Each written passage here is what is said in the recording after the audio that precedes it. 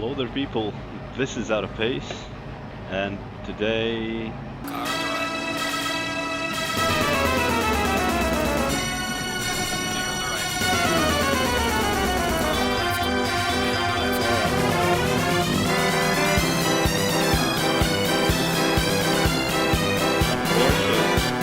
not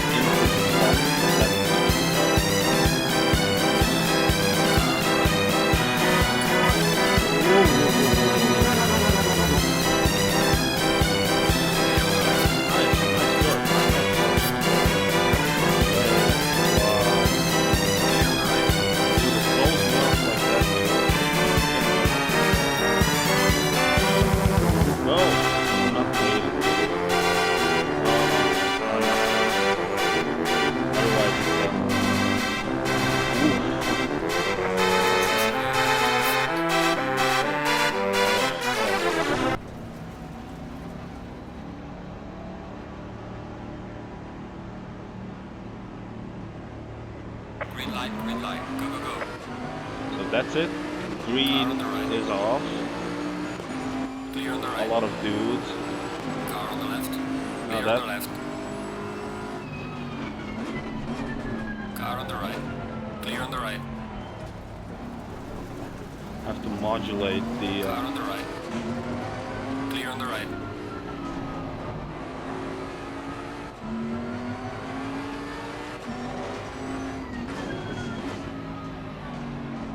I really have no clue where I am.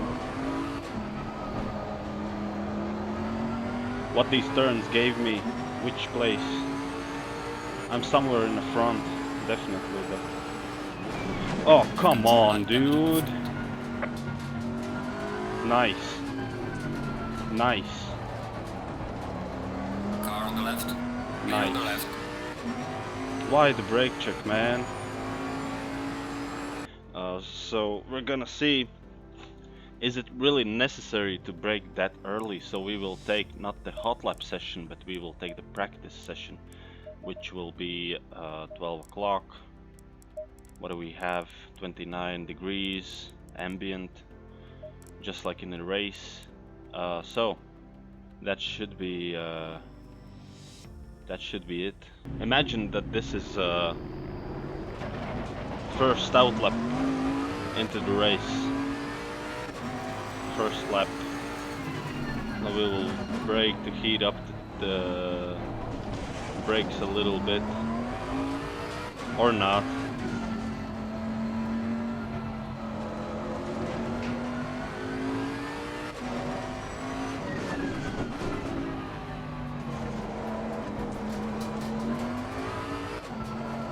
So now we are on the straight section. I assume the Porsche had just the same.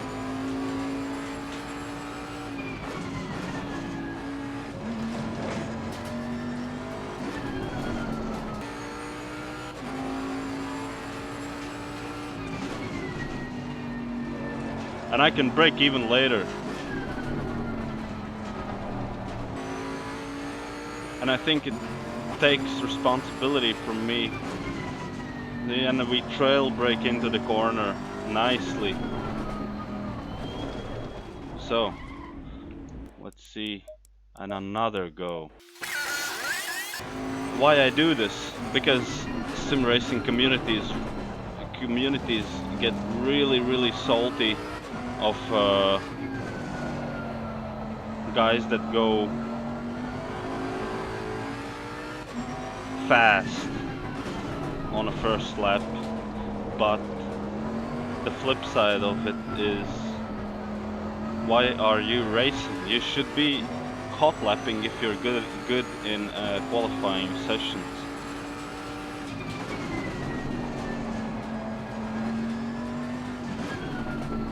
And no problem.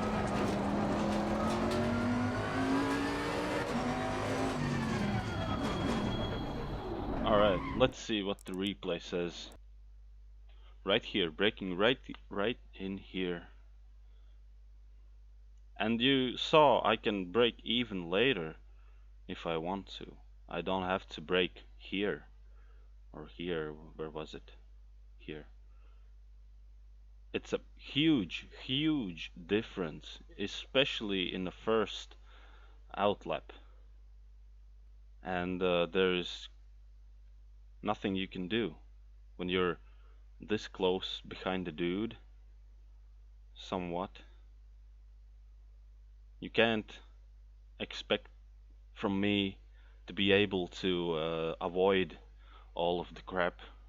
Situations in the race are completely different from what it is in qualifying.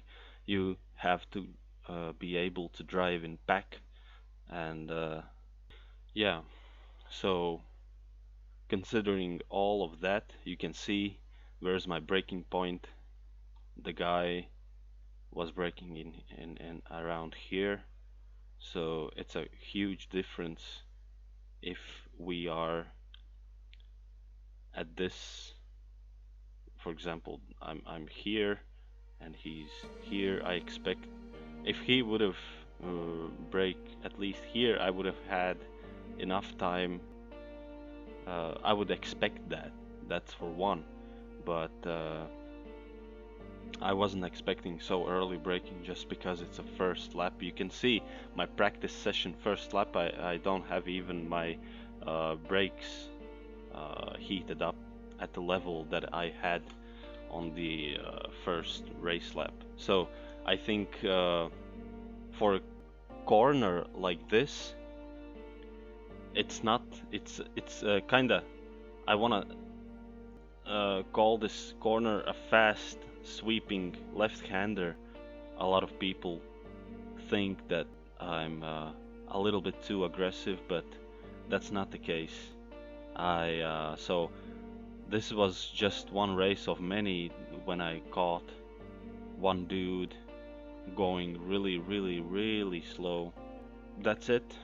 You don't have to have sharp brakes for this kind of corner. You need sharp brakes for this corner right here if you want to have your braking point around here, right? And that's one huge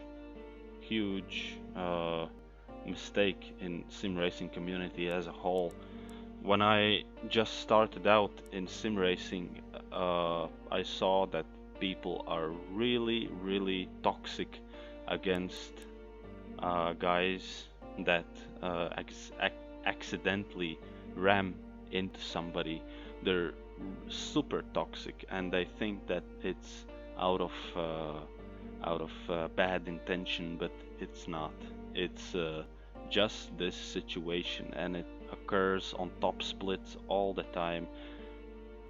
It feels mixed. I feel guilty and a little bit disappointed in myself also, and in the guy. And the situation is so double-sided that I necessarily can't choose what to do. I'm not gonna stop and wait for him. And I know the case with the guys in sim racing community is once you have a crash, you have to wait. So we have one problem in public racing. In ACC and sim racing community as a whole, we have a huge problem that YouTubers do. They sit and wait for the guy. If it makes sense, if it really makes sense. But for example, I've seen a lot of YouTubers punting the guy who was braking so early, and they just sit and wait, and thousands upon thousands of people see all of that shit that goes on, and people start to see it as a trending norm to do. Once for example, you are early braking, for example noob, and so for example in a situation I punt into you and you were the one that was braking really early, and then you're on a gravel and you expect for me to let you pass, and then I sit and wait, and there's two stories, two outcomes: whether you stay in a race or you quit but in the other way, I don't know you, that's one, and you can quit also.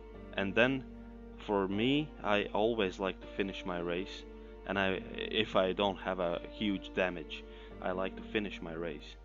And imagine 7 guys pass me by, and I have waited for you, and I just see how you quit the race, and then I have to sit in a last or semi-last place just because of that, because I wanted to be nice, because you were braking early and I punted into you. The situation resolves itself by really naturally, I think, and both are to blame. Myself for not recognizing and reacting in time, but surprise is a surprise. You can't make miracles.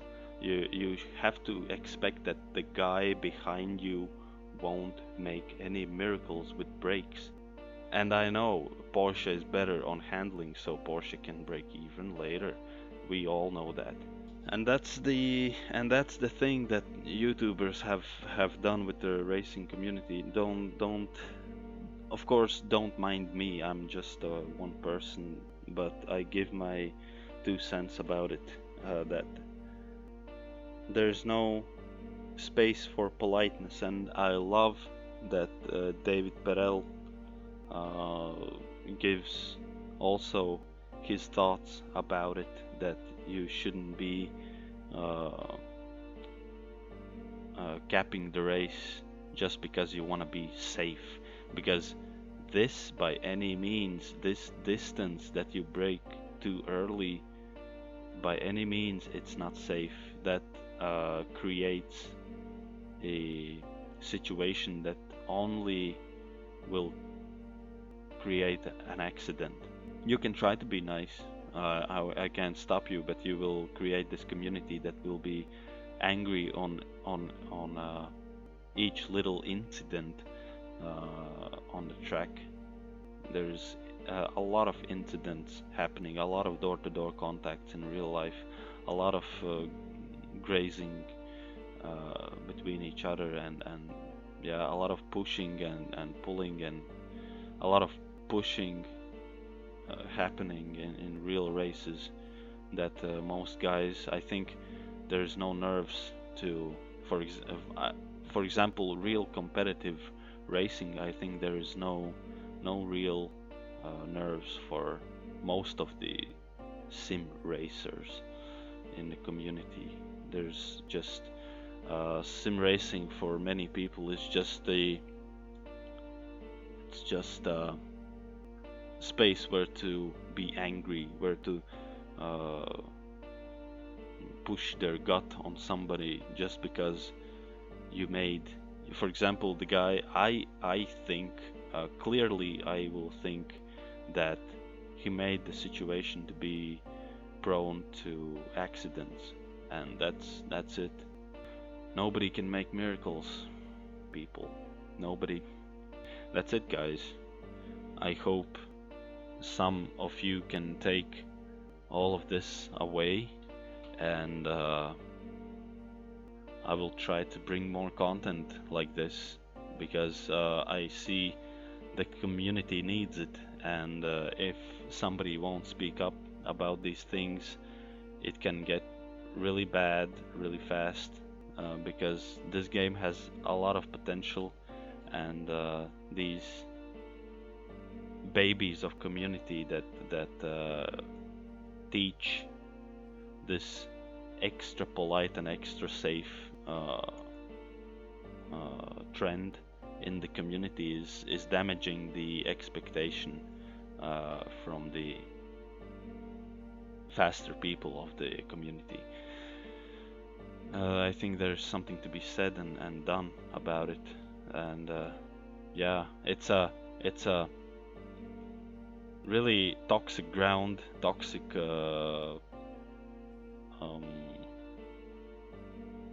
toxic topic as it is for itself, but I will try to speak about it more, analyze more, and you can do the same with your races. If you, yeah, you can do just the same as I plan to do.